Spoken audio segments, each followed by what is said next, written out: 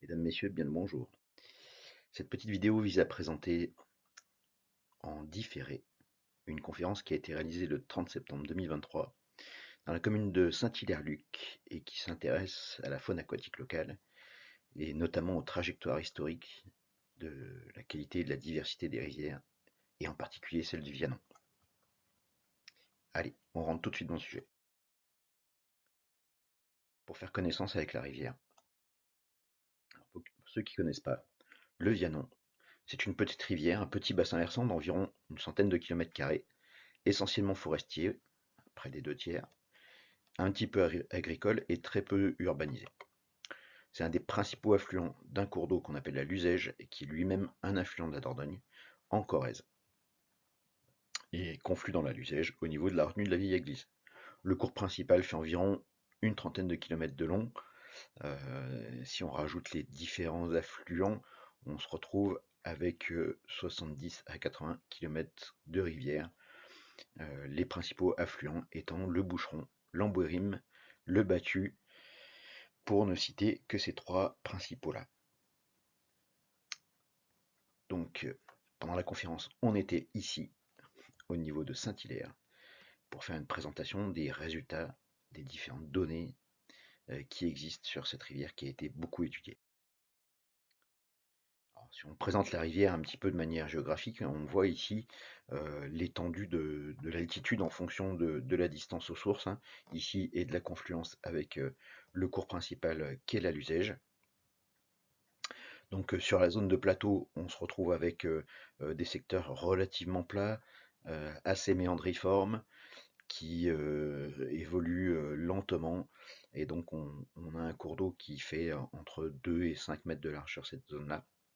Puis progressivement qui descend dans un secteur un peu plus tumultueux, avec des gorges qui deviennent de plus en plus larges, mais pas forcément trop profondes non plus. On a un fond de vallée qui est quand même un petit peu plat, même si on se retrouve quand même dans des secteurs relativement de gorge, jusqu'à la confluence avec la Luzège, donc au niveau d'un barrage qu'on appelle le barrage de la Vieille Église à Saint-Pantaléon de la Plot.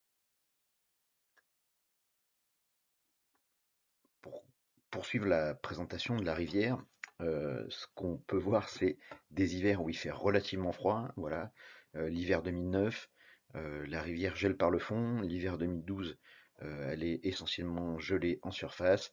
En 2017 aussi, donc on voit qu'il y a des hivers qui peuvent être relativement rigoureux, avec parfois plusieurs centimètres de glace qui sont enregistrés. Et si on s'intéresse à la température, qui est suivie ici sur la zone de plateau, on voit que par exemple pour l'année 2009, où il a fait particulièrement froid, la température n'a pas dépassé 10 degrés avant le début du mois d'avril. Elle est même restée inférieure à 4 degrés pendant tout le mois de janvier, ce qui est une température potentiellement pénalisante pour un certain nombre d'espèces.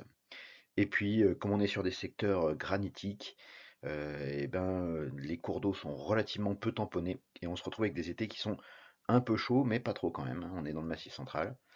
Donc voilà, sur 2019, année de très forte sécheresse sur ce versant ouest du Massif central, on avait très peu d'eau au niveau de Saint-Hilaire, donc sur le deuxième tiers, on va dire, du cours d'eau.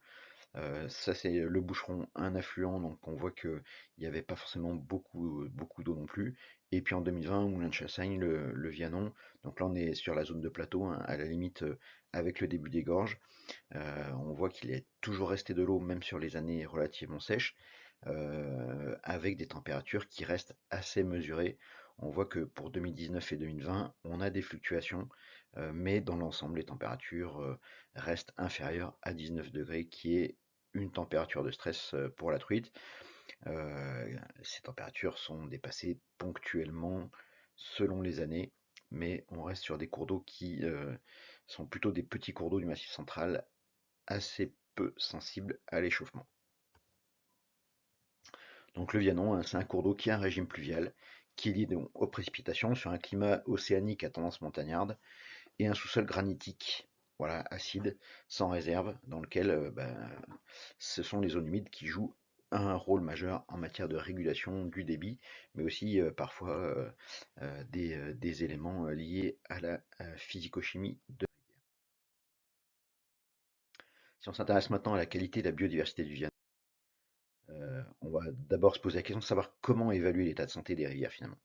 Parce que les milieux naturels sont des écosystèmes complexes, hein. Observer ne suffit pas. On peut se rappeler que la définition de l'OMS pour la santé humaine est que c'est un état de bien-être complet, physique, mental et social, et pas seulement une absence de maladie ou d'infirmité. C'est une définition qu'on pourrait très bien transposer aux rivières pour essayer d'en évaluer l'état de santé également. Ça sous-entend aussi que, bah, un petit peu comme en médecine, toute proportion gardée bien sûr, il va falloir plusieurs outils pour pouvoir diagnostiquer l'état de santé des rivières. Et puis, ça veut dire aussi qu'à un moment, observer ne suffit pas. À un moment, il va falloir investiguer, il va falloir aller dans l'eau pour pouvoir comprendre, analyser ce qui se passe et avoir des informations suffisamment élaborées qui nous permettent d'avoir des retours sur ce qui se passe vraiment au sein de la rivière.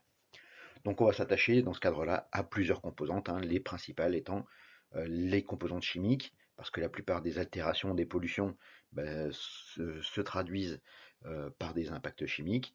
Donc là, c'est sur une rivière qui est relativement proche géographiquement et dans laquelle on a des fortes concentrations en fer, hein. Donc on voit que l'eau est bien rougeâtre. On peut avoir des impacts qui sont des impacts physiques.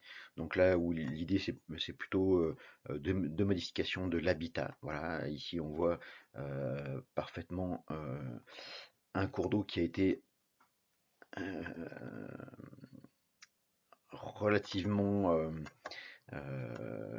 colmaté par des éléments de sable, hein, voilà, par un substrat minéral. Et puis après, bah, les impacts biologiques, là encore, relativement proches, on se retrouve sur des plans d'eau avec des efflorescences de cyanobactéries qui sont bah, le témoin, le signe finalement d'une dégradation de la qualité de la rivière. Donc dans notre analyse aujourd'hui, on va très peu se préoccuper des aspects physiques qui sont par nature plus complexes et sur lesquels il y a peut-être aussi un peu moins de données. Mais par contre, on va s'intéresser plutôt aux différents éléments de qualité biologique et chimique. Donc la qualité chimique, bah, qu'est-ce qu'il en est dans le cadre des suivis qui sont réalisés par les différents services institutionnels en charge du suivi de la qualité des rivières, il y a une station de mesure sur le bassin, donc qui se retrouve sur la partie la plus aval du cours d'eau, au dernier point accessible, très très proche de la confluence avec la Luzège, donc au niveau de la retenue de la vieille église. Bah, cette qualité chimique, elle dit quoi? Elle dit qu'on voit que globalement, hein, tout est en très bon état. Bleu, c'est très bon état, hein, les couleurs, selon les années. Donc là, ce sont des valeurs moyennes qui sont données, avec malgré tout, ponctuellement, selon les années, entre 2013 et 2016 notamment, des valeurs d'oxygénation qui n'étaient pas forcément extraordinaires, ou parfois des valeurs de phosphore total qui ont pu faire défaut. Le carbone organique dissous, lui aussi, rentre dans le champ de ce qui fait passer la rivière du très bon état au bon état, même si les fluctuations de carbone organique dissous pour le Vianon, compte tenu du contexte géologique, apparaissent plutôt cohérents. Donc là, on peut se dire que c'est bien. Voilà, finalement, c'est bien, c'est très bien. Voilà, c'est très très bien. Avec quand même quelques petits coups de canif sur l'oxygène, hein, donc à souligner, parce que c'est un point qui aura son importance plus tard. Et peut-être que ce point-là peut traduire autre chose. Il faut toujours se souvenir aussi de savoir comment sont faits les prélèvements, en fait. Toujours s'interroger, finalement, quand on a des données comme ça, qu'est-ce qu'elles signifient? Est-ce qu'on se contente de se dire que bah, tout va bien parce que c'est bleu? Et ben ça, j'en suis pas forcément sûr. À un moment, il faut se poser la question.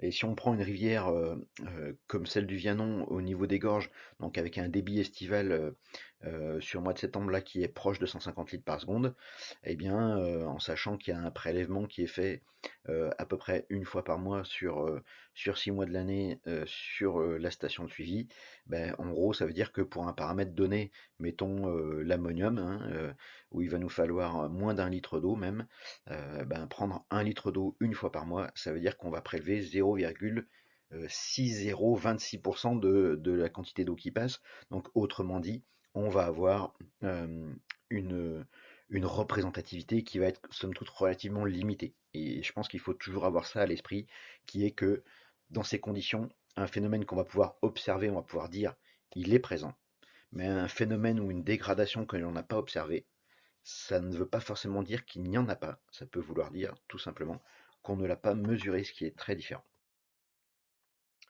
Au niveau de la qualité biologique, ce qu'on voit, c'est qu'il y a des espèces indicatrices de l'état de santé des... toutes les espèces aquatiques sont indicatrices de l'état de santé des rivières, et qu'on retrouve ici des invertébrés qui sont assez sensibles aux perturbations, aux pollutions, comme les plécoptères, donc les perlidés par exemple, les trichoptères, des éphémères, etc. Et puis on retrouve aussi des taxons qui sont réputés moins sensibles, hein, comme les odonates, les larves de libellules ou les larves de diptères. Si on s'intéresse à cette faune, ce qui est important, c'est bien qu'on ait tout le cortège. Là, j'ai mis des espèces, mais c'est plutôt des genres ou des familles qui sont présents au niveau de la rivière, parce que c'est l'ensemble de l'assemblage du cortège cénotique qui nous informe sur la qualité des rivières, comme n'avait pas manqué de nous l'apprendre Jean Vernon.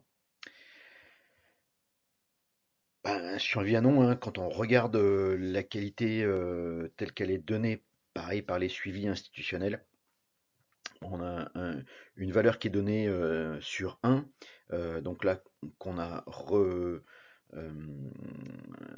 remise sur 20 pour qu'elle soit, entre guillemets, plus facilement appréhensible par tous, on a une valeur de 12. Et donc la valeur de 12, ce qu'on peut se dire, c'est que quand on regarde un bulletin scolaire, hein, dans une valeur de 12, en général, la première chose qui vient à l'esprit, c'est de se dire que on a un ensemble qui est passable.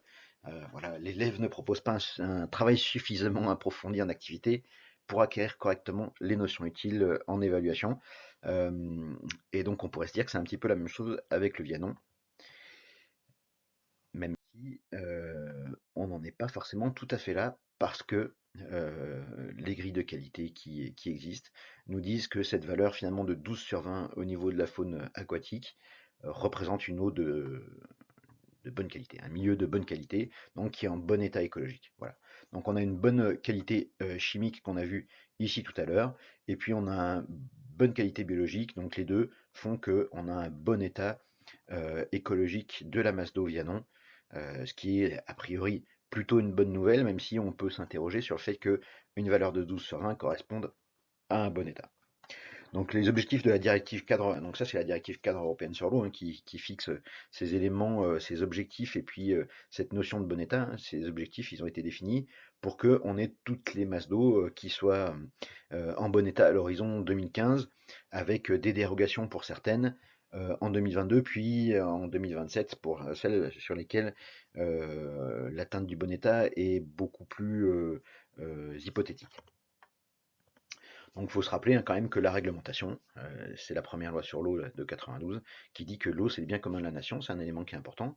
Et le principe de la directive cadre européenne sur l'eau, finalement, c'est de se dire qu'un bon état écologique, on va avoir un milieu qui va être fonctionnel, c'est sous-entendu, et que ce milieu fonctionnel va permettre de garantir tous les usages. Donc, avec un milieu en bon état, on peut faire de l'eau potable, ça coûte pas cher, on peut faire boire des vaches sans qu'elles soient ça leur pose de soucis. On peut faire de la baignade, on peut faire de la pêche, on peut mener toutes les activités qui vont bien. À l'inverse, un milieu dont la qualité se dégrade, finalement, voit ses usages se réduire au fur et à mesure des usages les plus exigeants aux usages les moins exigeants. En général, l'eau potable étant considérée comme peut-être le plus exigeant en matière euh, de population et de santé humaine. Donc ça, bon, ça correspond aussi à la perception des gens du territoire, hein, une enquête qui a été menée avec les étudiants de BTS GPN au début de l'année 2023, met en évidence que les gens se disent que globalement les cours d'eau du territoire et le Vianon sont des rivières en bon état. Donc on peut se dire, hein, voilà, finalement tout va bien Madame la Marquise, il n'y a pas besoin d'intervenir finalement, et on peut même se poser la question de savoir pourquoi faire une présentation sur le Vianon si finalement tout va bien, à la limite on pourrait presque s'arrêter ici.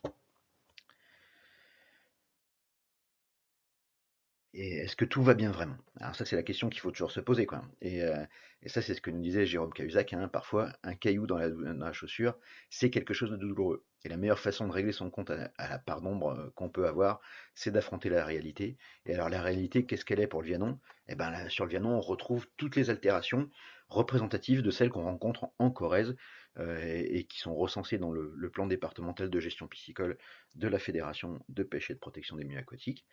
Donc on rencontre des problèmes sylvicoles. Là, on voit ici des plantations qui sont vraiment en bordure de berge sur la tête de bassin et qui induisent un ensablement relativement important du cours d'eau. Sur cette zone, on rencontre quelques problèmes de continuité écologique. On voit ici que le seuil n'est guère franchissable pour la faune aquatique. On rencontre des barrages, voilà, bien sûr. Donc là, c'est au niveau de la confluence Luzège. C'est pas tout à fait le Vianon, mais comme on est vraiment au niveau de la confluence, la connectivité avec la Luzège aval et même le cours principal de la Luzège est relativement limité. On rencontre des problématiques qui sont liées à l'alimentation en eau potable, avec des besoins de prélèvement euh, qui existent sur le Vianon et sur un de ses principaux affluents qui est l'Ambouérim. La prolifération d'espèces exotiques. Là, je passe rapidement sur ces éléments, c'est juste pour donner un panorama un peu global, hein. Des problématiques agricoles, même si elles sont relativement faibles sur cette zone, puisque on est sur de l'activité extensive. On voit quand même que dans certains endroits, bah, les drains qui sont réalisés ici et là font que bah, on accélère en fait la transmission de l'eau, ce qui peut avoir des vertus en période hivernale quand l'eau est très présente, mais qui pose des problèmes en période estivale où bah, finalement on a accentué par une libération assez rapide de l'eau, une évacuation assez rapide de l'eau. On a évacué la flotte présente et donc finalement on accentue les phénomènes de sécheresse. Ça c'est un exemple voilà, qui existe sur le bassin, ça ne veut pas dire qu'il est majoritaire.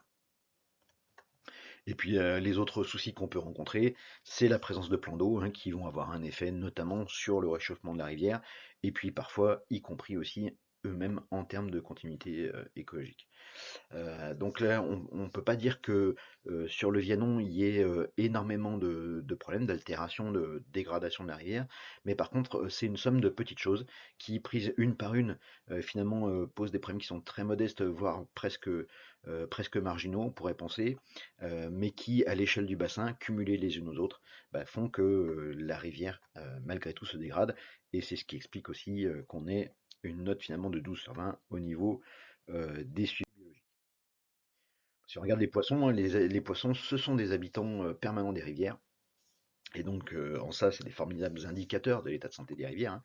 S'ils sont présents, ça veut dire qu'ils ont réussi à survivre jusque-là, et s'ils sont absents, ça veut dire que les conditions qu'on leur a offertes à un moment donné, en tout cas, n'ont pas été suffisantes pour permettre leur survie ou leur vie dans des bonnes conditions. Donc les espèces qu'on a, hein, c'est de la truite, bon, qui est une espèce un peu qui est très présente sur le cours d'eau, avec voilà, on voit différentes classes d'âge, différentes robes, même si elles sont dans l'ensemble plutôt homogènes. Une autre espèce très présente, c'est le véron, hein, qu'on appelle le boy par ici. La lamproie planaire, qui est assez peu présente sur le Vianon, mais qu'on rencontre ponctuellement dans les gorges. Donc voilà, le goujon, c'est pareil, on est un peu dans la même situation. Il est présent, mais de manière relativement anecdotique, on va dire, sur l'ensemble du bassin. La loge franche, qui elle est plutôt bien présente. Et puis le chavot, qui lui est présent normalement sur la totalité du bassin. Donc ici, on a une diversité d'espèces qui est relativement faible, hein, qui est naturellement faible, puisque en gros, on compte la loche, le chabot, le véron, le goujon, la lamproie, la truite, ça fait 6 espèces. Et donc, c'est pas une très grosse diversité, mais c'est une diversité qui est a priori naturelle. Donc, si on met tout ça en perspective, bah, on se dit que très souvent la biodiversité, elle est vue comme un cadre parfait, quoi. Aussi beau qu'il est immuable. Donc, c'est pour ça que en Norvège a été créée l'Arche de Noé végétale, hein. Mais on peut quand même se poser la question quelle forme de vie existe réellement dans qui reste figé dans la glace. Voilà. Si on aime la biodiversité et qu'on aime la vie, je ne sais pas si enfermer la biodiversité dans un écran de glace, c'est la bonne solution. En tout cas, je crois pas que ça marche avec les humains, c'est pas parce qu'on les aime, à part dans Hibernatus avec Louis de Funès, qu'on va pouvoir les conserver et pour les faire vivre plus longtemps. Ça fonctionne pas forcément, hein. C'est peut-être ici et maintenant qu'il faut essayer de les faire vivre. Donc la difficulté là, c'est que ce qu'on voit actuellement, c'est un état des lieux, hein. Voilà, on voit ici par exemple, pour prendre cet exemple-là, un cheval, ben, on ne sait pas exactement ce qu'il est en train de faire. Parce que là, on a une photo à un instant T, puis la photo, elle permet de faire un constat. Voilà, le cheval a deux pattes arrière qui sont levées, mais on ne sait pas exactement ce qu'il est en train de faire. Est-ce qu'il est en train de donner un coup de pied? Est-ce qu'il est en train de sauter? Est-ce que, voilà, on ne sait pas exactement ce qui est en train de se passer. Donc, c'est forcément la multiplication de photos qui va nous permettre d'arriver à une notion de comprendre ce qui est en train de se passer, quelles sont les dynamiques en place. Et donc ça, c'est ce que nous disait Bismarck, hein. Celui qui ne sait pas d'où il vient ne peut pas savoir où il va, car il ne sait pas où il est. En ce sens, le passé est la rampe de lancement vers l'avenir. Bah forcément, à un moment donné, hein, quand on fait un constat à un instant T, on est obligé, il me semble, de revenir sur le passé pour essayer de mettre en perspective les informations qu'on a aujourd'hui et qui sont éclairées en fait par le passé pour essayer de mieux comprendre l'avenir. Donc quand on met en perspective, bah, on s'aperçoit que, bah, voilà, par exemple, hein, là, notre fameux cheval, en fait, il a donné un coup de pied et en fait, il est en train de se remettre sur ses pattes. Donc c'est parce qu'on a réussi à appréhender les dynamiques en jeu, les différents les éléments inscrits dans le temps qu'on arrive à appréhender ces dynamiques. Et donc pour la rivière, c'est la même chose. On va essayer de retracer l'histoire de la rivière en appréhendant les différentes trajectoires qui ont pu être les siennes. Donc hein, on est un peu comme sur un vélo hein, ou une moto, une voiture en fait.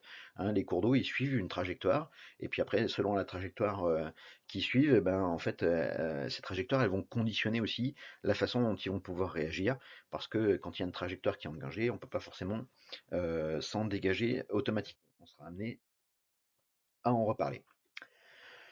Donc les trajectoires des espèces sur Vianon, elles résultent d'un équilibre. Voilà, si on prend des trajectoires à relativement court terme, il y a des stations sur le Vianon qui sont suivies par pêche électrique tous les ans. Là, par exemple, le Vianon à Champier. Donc depuis 1997, à l'exception de 2 années, elle a été suivie tous les ans. Et ce qu'on voit en fait en premier, c'est que la densité totale, bah, elle varie de manière relativement importante, hein, entre, on va dire, 50 individus pour 100 mètres carrés et jusqu'à près de 500. Quelques années, on retrouve ces valeurs qui approchent les 400 ou 450. Et puis on a d'autres années où les valeurs sont plus proches de 100, entre 100 et 200 pour la plupart du temps. Donc on a des fluctuations interannuelles qui sont quand même relativement importantes, hein.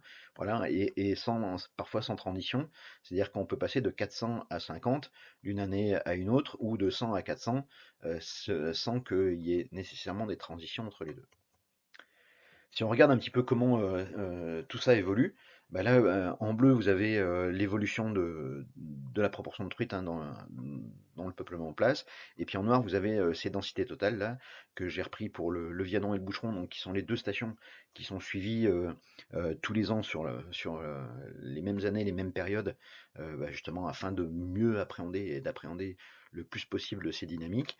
Et ben, vous voyez que les années où il y a moins de truites, il y a plus de densité totale, et les années où la truite a tendance à baisser, ou réciproquement, pardon, les années où la truite a tendance à augmenter, la densité totale, elle, diminue de manière relativement sensible. Ça veut dire qu'il y a une relation entre les deux, ça veut dire que cette relation, qu'est-ce que ça va être hein? Ça va être une relation de prédation, en gros, hein, ou de compétition interspécifique.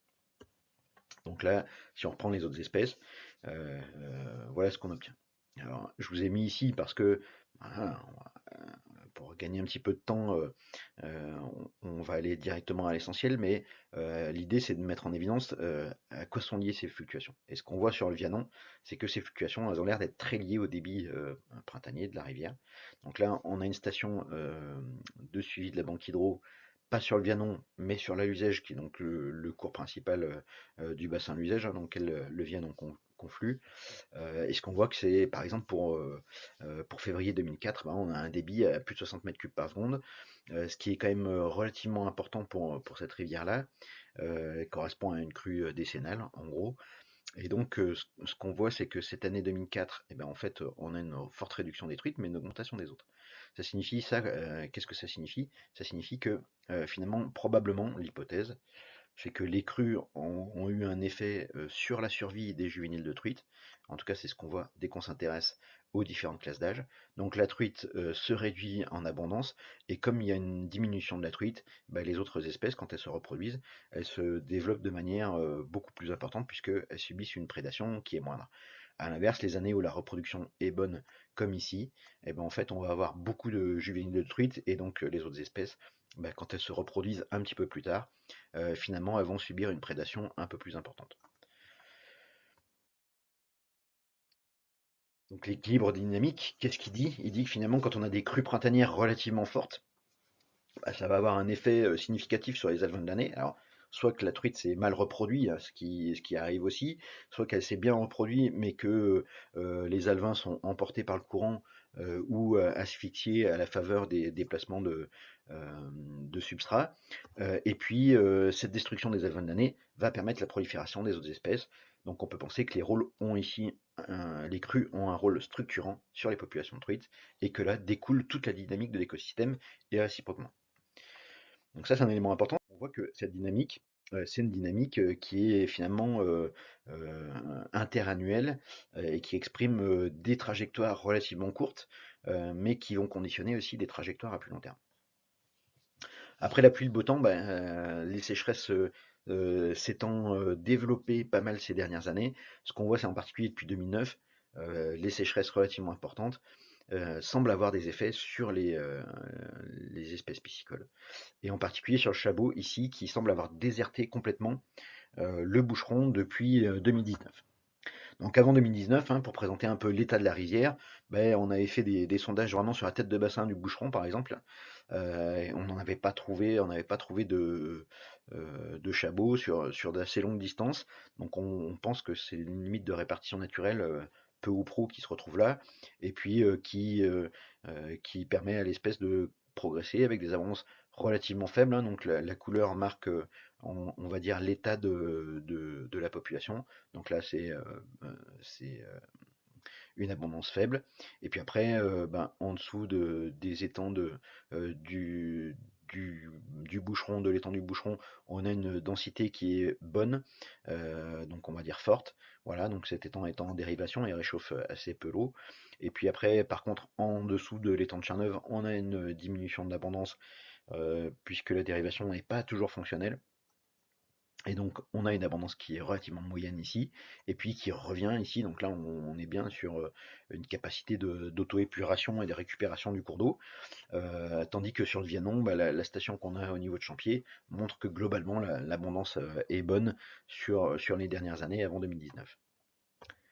Après 2019, bah, qu'est-ce qui se passe? Là, il y a eu plusieurs investigations, plusieurs suivis, plusieurs pêches qui ont été réalisées par la Maison de l'eau et de la pêche, la PPMA, et aussi par Haute-Corrèze Communauté, qui s'est beaucoup impliqué sur un certain nombre de suivis.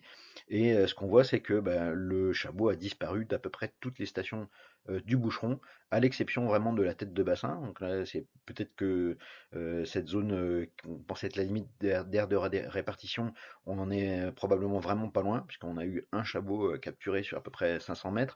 Donc c'est vraiment très peu, c'est vraiment pas suffisant pour que l'espèce survive dans le moyen terme, mais en tout cas ça peut vouloir dire aussi que dans des conditions de sécheresse très drastiques, finalement cette zone-là a constitué une zone de refuge. À l'inverse, on voit que bah, les différentes sécheresses ont eu un effet a priori sur l'espèce, sur le Vianon, mais on a fait passer l'abondance de bonne à moyenne, ce qui reste des fluctuations, on va dire, interannuelles, plutôt courantes, même si elles ne sont pas forcément souhaitables. Donc on voit que l'hydrologie joue dans les deux sens, hein. À la fois, les crues peuvent avoir un effet, j'allais dire, structurant pour les populations de truites en particulier et pour la dynamique de l'écosystème. Et puis les sécheresses semblent elles aussi avoir un effet relativement important sur la survie de certaines espèces. Donc en l'occurrence, le chabot, on est quand même sur une dynamique relativement modeste. Là, je vous ai repris les stations, les données de densité de chabot qu'on a sur les différentes stations du Boucheron, du Vianon et de l'Ambouérime, donc les deux principaux affluents. Vous voyez que les fluctuations interannuelles existent aussi pour cette espèce. Elles peuvent être assez importantes. Globalement, elles suivent les mêmes tendances, mais par contre, on voit que depuis 2019, hein, les fluctuations, elles tendent à être vraiment sur une dynamique très très faible. À part sur le Vianon, où on a sur 2022 et 2023 un début de récupération de quelque chose. Donc si on ajoute à ça que c'est une espèce qui a une faible capacité de résilience, hein, c'est une espèce qui se déplace a priori relativement assez peu le chabot. Donc on sait que pour recoloniser par exemple l'ensemble du boucheron, il faudra probablement plusieurs années. Donc on est un peu dans cette situation, hein, de deux boxeurs, les sécheresses et les espèces aquatiques qui prennent un petit coup quand même du fait du manque d'eau et des températures un peu plus importantes qu'on rencontre par rapport à des années plus classiques. Si tant est que ça existe. Ça, c'est pas dit. Dans l'ensemble, les sécheresses, elles produisent un affaiblissement des populations les plus sensibles. Alors sur le boucheron, c'est le chabot qui a quasiment disparu. Sur d'autres cours d'eau qui ne sont pas du bassin du Vianon, qui sont l'Artaud des Pontaubert, on voit que c'est plutôt la truite là qui a vraiment pris un choc après la sécheresse de 2019 en particulier, avec une quasi-disparition de certaines parties de cours d'eau aussi. Donc on voit que ces sécheresses, elles ont quand même un effet relativement significatif au niveau des espèces. Et puis parfois, ça a créé la prolifération d'autres espèces, hein, en particulier par le jeu justement des relations interspécifiques. On a par endroits des explosions des densités de vairons, de goujons, parfois de loges.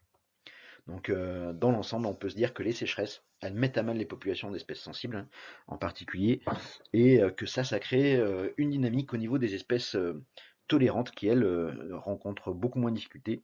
Et in fine, tout ça, c'est un affaiblissement, on va dire, de la biodiversité, même si c'est un terme que j'aime pas trop. On sera peut-être amené à en reparler dans d'autres vidéos, d'autres présentations. Mais dans l'ensemble, hein, les espèces les plus sensibles qui disparaissent, c'est quand même toujours un. Si on prend un peu de recul sur le Vianon et qu'on essaie de comprendre comment il fonctionne, alors du coup, si on prend le cas de la truite par exemple, ce qu'on voit c'est qu'il y a aussi une disparité spatiale. Alors on a parlé beaucoup des fluctuations temporelles, mais il existe des disparités spatiales qui peuvent être relativement fortes. Donc on voit que dans l'ensemble, la tête de bassin, on a presque toujours des abondances fortes. Sur des petits affluents, on a des abondances faibles à moyennes, mais on est vraiment sur des tout petits cours d'eau, donc là c'est plutôt logique. Et puis, en fait, dès qu'on est sur la zone de plateau, on a des zones de reproduction qui sont plutôt bonnes et des abondances qui sont voilà, moyennes à fortes selon les années. Dès qu'on s'enfonce un peu dans les gorges, on voit que les abondances deviennent moyennes à faibles, avec une plus forte proportion d'individus adultes ou subadultes, et une plus faible proportion des juvéniles et des alevins. Donc ça s'explique aussi par le fait que dans les secteurs de gorge, il y a plus de pentes, il y a moins de granulométrie favorable pour la reproduction de ces espèces, mais ça veut dire aussi que il va falloir qu'il y ait des mouvements entre les deux. Au niveau des affluents, on voit que l'Ambouérim, on a des abondances qui sont moyennes à faibles selon les années, avec différentes problématiques. Le boucheron, on est aussi sur des valeurs moyennes à faibles, voire très faibles selon les années, avec quand même une tendance qui n'est pas à l'augmentation, en particulier depuis 2015. Et puis sur ce cours d'eau là qui est la Roubigne, hein, qui est un affluent du ruisseau du Battu, sur lequel on a très très peu de données, parce qu'il y a beaucoup d'étangs, en fait, on n'a jamais trop étudié, les conditions d'accès étant vraiment pas très bonnes non plus sur ce cours d'eau-là. Au niveau de la Roubigne, on a un cours d'eau avec des abondances moyennes à faibles, mais là aussi, on est sur un tout petit cours d'eau, donc ces valeurs-là sont plutôt cohérentes. Voilà, l'idée, c'est pas d'avoir toujours plus et plus de poissons, hein. L'idée, c'est d'avoir le maximum de poissons par rapport au potentiel de la rivière. Donc, quand on fait l'inventaire des zones de reproduction préférentielles, on voit qu'elles sont situées sur cet affluent, sur la Roubine, sur l'Ambouérim, sur la tête du Vianon et aussi la tête du Boucheron. Et ça veut dire que quand les poissons se reproduisent ici, on a des dévalaisons des juvéniles vers les zones plus aval au gré de leur croissance et puis des conditions d'habitat qu'ils vont retrouver sur les parties plus aval qui sont plus favorables. À l'inverse, les géniteurs, en période de reproduction, ont tendance à vouloir monter sur ces affluents-là. Donc là, on a déjà vu ici que le rétablissement de la continuité permet à des truites de revenir. Sur l'embourim, on voit qu'il y a aussi des poissons qui remontent. Et puis, donc sur le boucheron et le bianon, on a une remontée des géniteurs pendant la période de repos. Et c'est ça qui alimente l'ensemble du cycle de vie de la truite. Bon, ça, c'est très bien décrit dans la littérature, hein, mais c'est toujours rassurant quand on fait des suivis et qu'on retrouve les mêmes conclusions que ce qui existe dans la littérature. Donc ici, on a quand même un enjeu important pour les têtes de bassin parce que c'est la principale ressource pour la population de truites en alimentation juvénile.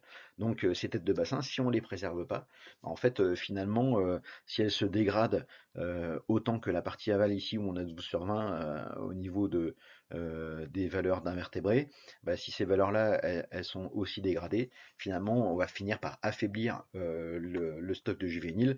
Et après, ça c'est ce que dit Daniel Poli, hein, qui est un océanographe. Il dit finalement les poissons, c'est un peu comme l'argent à la banque, hein. Si vous avez un gros stock de poissons, à un moment donné, ça fait des intérêts.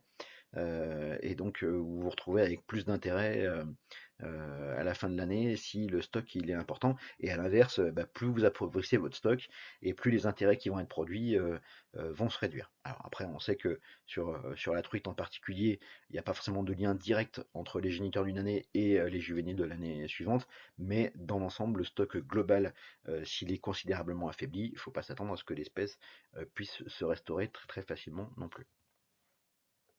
Et donc après, on a ici identifié les endroits où il y a des problèmes. Alors, vous voyez ici, on a des problèmes ici au niveau de certaines prises d'eau, là et là au niveau de plans d'eau qui induisent des réchauffements relativement significatifs de l'eau, ici aussi.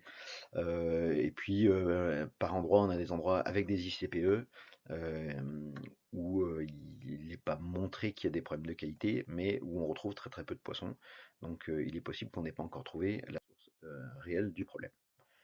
Alors, comme on a Saint-Hilaire-Luc, on a fait un petit focus sur Saint-Hilaire-Luc, hein, donc avec des données qui ont été acquises en 2023 sur des inventaires piscicoles, type de l'URI. Donc, qualitativement, c'est bon, on a toutes les espèces qu'on devrait avoir. Quantitativement, on a un déficit pour à peu près toutes les espèces, enfin toutes les espèces d'ailleurs, voilà, avec des déficits d'abondance qui sont relativement prononcés. En bleu étant ce qu'on devrait avoir en matière d'abondance, et en vert, c'est ce qu'on observe effectivement. Donc, l'abondance faible pour le chabot, très faible pour la truite et le verron, et anecdotique pour la loche, qu'on a rencontré qu'en quelques exemplaires. Si on s'intéresse à la pyramide des âges finalement de la population de truites, qu'est-ce qu'on voit? C'est un déficit en juvénile, puisqu'on a très très peu d'alevins de l'année, et que ça fait qu'on a une population qui n'est pas forcément très bien équilibrée. C'est cohérent avec ce qu'on a vu avant sur le fait que Saint-Hilaire-Luc, on est au milieu des gorges et avec des secteurs où il y a peu de zones de reproduction naturelle, mais effectivement, c'est un point euh, qui pose question sur l'avenir. Donc on a une population de truites qui est orientée sur les adultes, voilà, en lien avec le potentiel de géniteur. Et alors là, ce qui est assez intéressant, c'est que quand on s'intéresse aux données historiques qui existent, on voit que par exemple en 1978, il y a eu des suivis donc au même endroit, au niveau de Saint-Hilaire, et que la densité de truites, par exemple en densité numérique, à l'époque, elle était inférieure à 4 individus pour 100 mètres carrés. Alors là, la caméra nous masque un petit peu, mais on voit que en 2023, on est quasiment à 2 fois plus que 78, et dans l'ensemble, sur les différentes données qui existent, on est quand même sur une année qui est plutôt favorable en termes de densité. La meilleure année étant celle de 2021 pour la truite. Voilà, donc on voit que dans l'ensemble, l'abondance reste quand même relativement faible, et c'est pas parce que il y a des données il y a 40 ans que ça veut dire qu'il y a 40 ans c'était forcément beaucoup mieux et qu'on en avait beaucoup plus. En l'occurrence, hein, on voit que il y a 40, même 45 ans, on était dans une situation où il y avait moins de truites, alors même qu'il y avait énormément d'alvinage. Pour préciser la chose, c'est quand même un élément important, les alvinages sur l'ensemble du bassin ont été arrêtés en 1998 par la PPMA. Donc avant 98, on avait beaucoup de poissons qui étaient déversés, principalement sous forme de bois de vipère. Depuis 78, on est sur une situation où l'ensemble des poissons qui sont présents sur cette rivière sont des poissons sauvages qui sont nés ici. Voilà, à l'époque, hein, 78, dans le compte-rendu, ce qui était marqué, c'est des densités très faibles, hein, donc à l'époque c'était déjà identifié comme tel, avec des allunages autour de 500 truitelles sur l'année, déversés au début de 78, avant l'opération de pêche. Donc ce qu'on voit, c'est que les dynamiques de court terme, elles peuvent masquer partiellement ou totalement les trajectoires de long terme parce qu'elles sont très fluctuantes. Et l'autre élément qui nous renseigne, c'est que les données historiques nous renseignent que dans les années 70, la situation n'était pas forcément optimale. Donc le but n'est pas forcément de revenir à un état antérieur qui aurait une trentaine ou une quarantaine d'années, mais peut-être bien de se projeter sur autre chose. Alors si on regarde les trajectoires sur le long terme, en fait, qui sont celles du cours d'eau, qu'est-ce qu'on voit? On a essayé de cibler pour un certain nombre d'espèces les trajectoires qui ont été suivies. Ben, prenons celle du saumon, hein, c'est la première espèce à avoir disparu. Euh, on estime sur le bassin de la Luzège que le saumon a disparu autour de 1911. Donc auparavant, il devait remonter sur le Vianon. On a peu de traces de ça, mais on sait qu'il remontait sur la Luzège beaucoup plus haut que le barrage de la vieille église actuellement. Donc on peut raisonnablement penser que la partie aval, en tout cas du cours du Vianon, était colonisée par des gros saumons qui venaient se reproduire. Donc début du XXe, il a disparu. Hein, en 1902, il colonise la Luzège jusqu'au pont des Bouches. L'anguille, qui est la deuxième espèce à avoir disparu du bassin, bah, ce qu'on voit dans les données historiques, hein, c'est que elle était partout présente, c'était une ressource alimentaire importante, et donc presque partout c'est marqué espèce très abondante. Et on a une chute probablement brutale dans les années 50, hein, qui est liée au fait que bah, on a les premiers barrages qui sont installés un peu partout sur la Dordogne et ses affluents. Donc, ben, si on retrace un petit peu géographiquement les choses, hein, sur le secteur, sur la Dordogne, on a euh, un barrage au niveau du Sablier, c'est le plus aval sur le secteur d'Argentat, puis un peu au-dessus le barrage du Chastan, puis encore au-dessus le barrage de l'Aigle. Donc là, les, les poissons qui colonisaient, ils ont arrêté de coloniser à partir du moment où il y a eu la création du barrage du Chastan. La plupart des grands barrages ayant été faits ou finalisés peu après la Seconde Guerre mondiale, ben, on se retrouve dans la situation où dans les années 50, on a quand même un effondrement des espèces qui soit peuvent plus remonter, soit ont du mal à descendre. Et puis après, dans les années 70, hein, l'anguille a cette particularité qu'elle grandit en rivière, donc il y a toujours un décalage entre les décisions qui sont prises et puis finalement ce qu'on observe en termes de fluctuation sur l'espèce. Dans les années 70, on a une fluctuation à nouveau à la baisse, sous le fait des 30 ans qui se sont écoulés depuis la création des barrages, 20 à 30 ans selon les années, et puis aussi des opérations de destruction qui à l'époque étaient menées contre l'espèce qui était devenue innuisible. Probablement qu'elle a disparu au niveau des années 80, même si, on le sait, hein, l'espèce, là j'ai un petit souci, l'espèce anguille a été retrouvée pour la dernière fois en 2006 sur la Usage, donc probablement un individu qui avait pu être déversé, on ne sait pas exactement quand, mais qui a réussi à survivre un certain nombre de temps. Au niveau des autres espèces, donc là, l'affichage ne nous permet plus de voir ce qui se passe correctement. Mais c'est pas grave. Prenons le cas de l'écrevisse à pattes blanches, hein, qui est en noir ici. Bah, probablement, elle aussi, elle a disparu au milieu des années 80. 84, c'est les dernières données qu'on a dans lesquelles le Conseil supérieur de la pêche, à l'époque, sur des suivis piscicoles, recense l'écrevisse sur le Vianon au pont de Mialaret. Et puis après, on n'a plus aucune trace.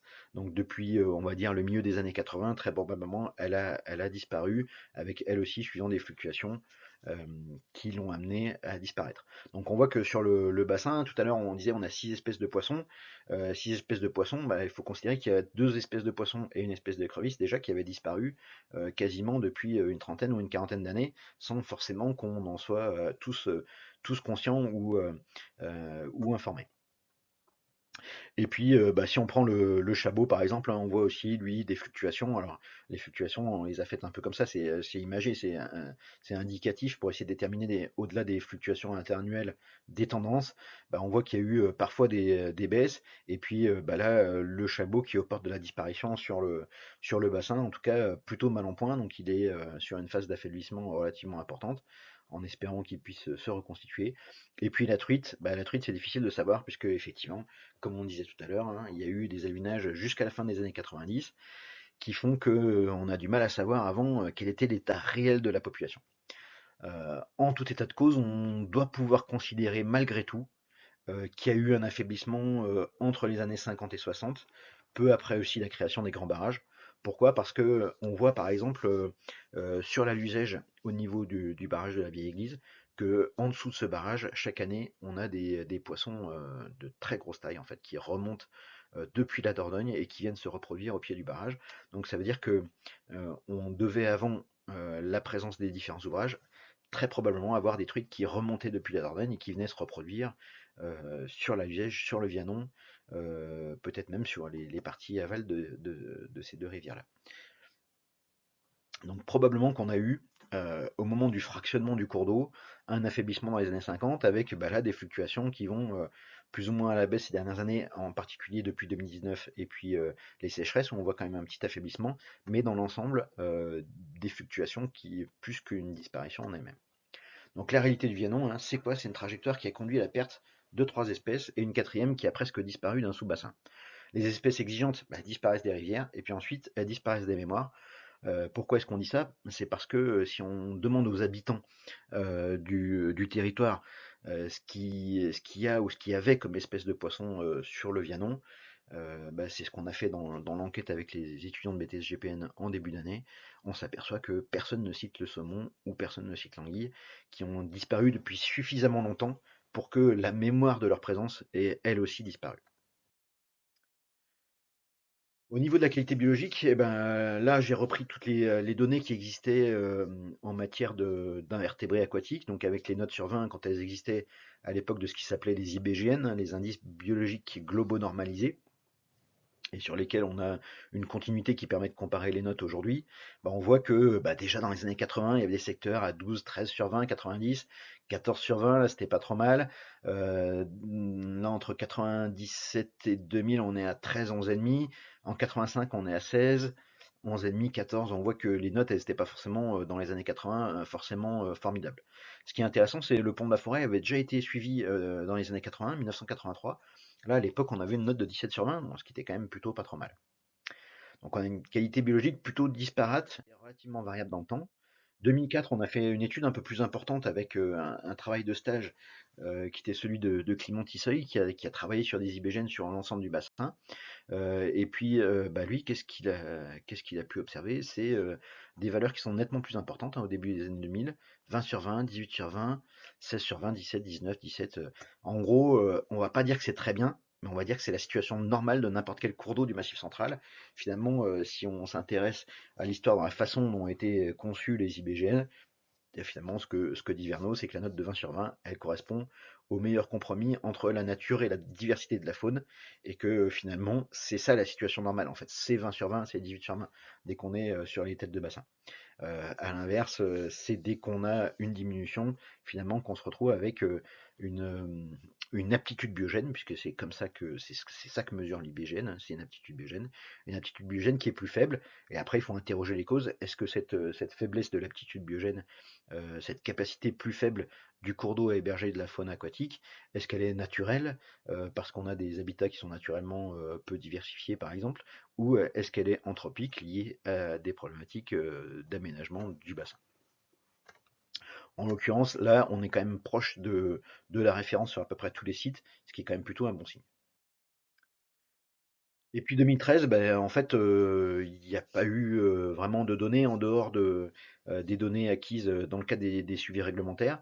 Ça permet aussi de souligner que finalement, on voit que sur les données piscicoles, il existe beaucoup de choses, Pourquoi? Parce que, une APPMA dynamique, qui s'investit beaucoup dans la connaissance et qui agit en fait, ce qui permet de connaître. On a la maison de la pêche qui, elle-même, réalise avec le lycée agricole un certain nombre de suivis sur le bassin et qui font que, bah, on augmente encore les données, qui sont acquises pour le compte de la PPMA. Et puis on a une collectivité, hein, l'intercommunalité, Haute-Corrèze Communauté, qui réalise aussi des travaux d'aménagement et des suivis de ces travaux. Et ça nous permet d'avoir des informations sur ce qui se passe sur l'ensemble du cours d'eau. Et donc on voit que bah, c'est cette dynamique locale, cette dynamique territoriale des différents acteurs qui est relativement importante puisque elle permet de dépasser la seule station qui serait suivie dans le cadre réglementaire qui se retrouve ici et qui n'est pas forcément représentatif de ce qui se passe sur l'ensemble du bassin. Donc depuis 2013, on a une note 12/20, ça c'est la dernière qui existe, mais si on voit les fluctuations, bah, on voit qu'on est à chaque fois entre 14-15, donc avec des années qui sont plutôt bonnes, mais quand même là aussi depuis 2019, un affaiblissement relativement notable, hein, on est passé à 14, puis à 13, puis à 12. Donc là, on est encore dans ce qui est du bon état, même si on a évoqué tout à l'heure que cette valeur de 12/20 mérite quand même d'être interrogée. Au niveau de la qualité biologique, ben, on va pas se leurrer, hein, voilà, tout concourt à dire qu'il y a des altérations. Quand on regarde les données du passé, on voit qu'il y avait sur un certain nombre de cours d'eau, notamment sur l'Ambouème par exemple, ou sur certaines parties du Vianon, des problématiques d'oxygène ou d'ammonium qui étaient relativement importantes, liées à des systèmes d'assainissement qui étaient défaillants ou d'actions qui ne permettaient pas de préserver un minimum le cours d'eau. Mais ce qu'on observe aussi, hein, c'est que très souvent, dans les études qu'on a menées sur la qualité de l'habitat, c'est souvent la diversité des habitats qui a constitué un facteur limitant pour la faune, hein, à part sur un boirim où c'est souvent la qualité de l'eau qui a été pénalisante. Bon, on peut s'interroger, donc, comme on dit, hein, sur cette valeur de 12/20. C'est ce que dit Éric Vindimian, hein, qui a réalisé un travail d'expertise sur la Loue au début des années 2010. Et qui dit dans ce document qu'on est piégé par notre vision anthropomorphique du problème. Une rivière ne doit pas seulement obtenir la moyenne pour réussir son examen de bon état. Finalement, c'est un peu plus qu'il faut viser. Ce qui est très rigolo, c'est que bah, Éric Vindimian, hein, qui travaille pour le ministère, a aussi piloté des études qui sont menées sur le Vianon finalement il y a une grosse trentaine d'années sur des suivis qui étaient réalisés à l'époque, en particulier avec la PPMA sur des problématiques de gestion de la ripisylve. Alors les origines de ces trajectoires, hein, finalement, pourquoi est-ce qu'on a ces trajectoires descendantes?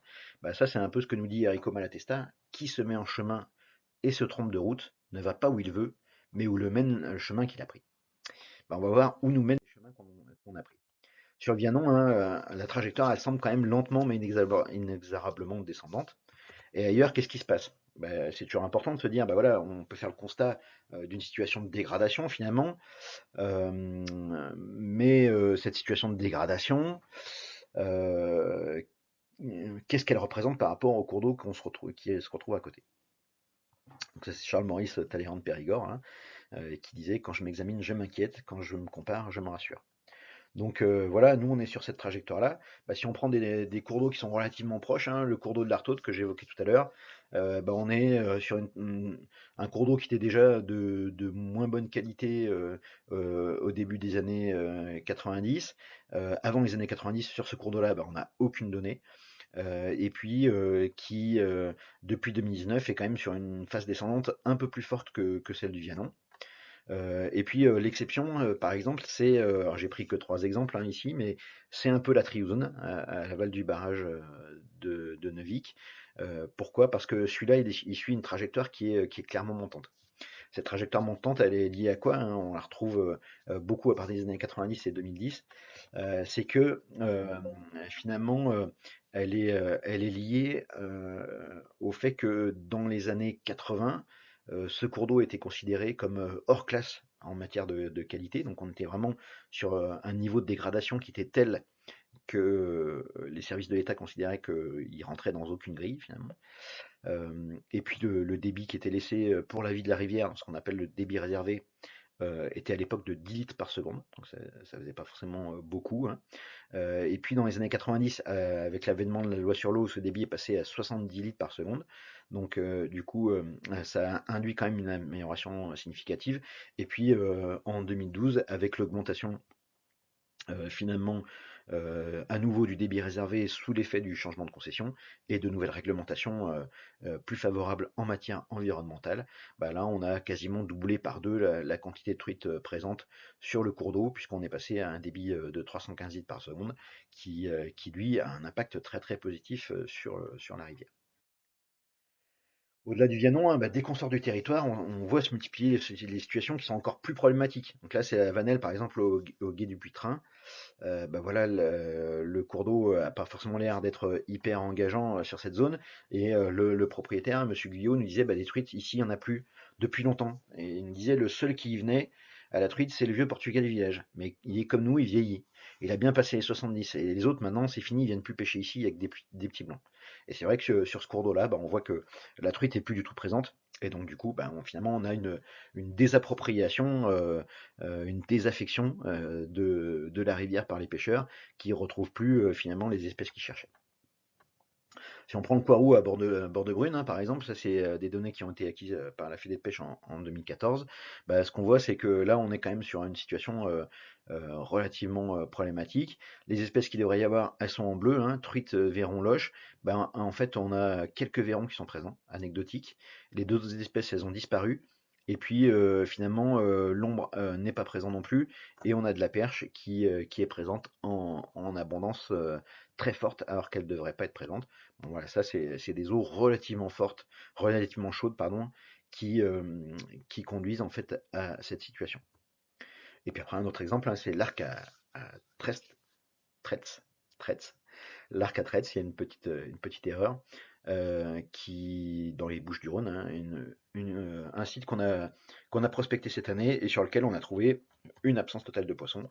Donc là, on est encore dans une situation qui est encore plus problématique, avec derrière des interrogations sur la recolonisation potentielle du cours d'eau par la faune aquatique.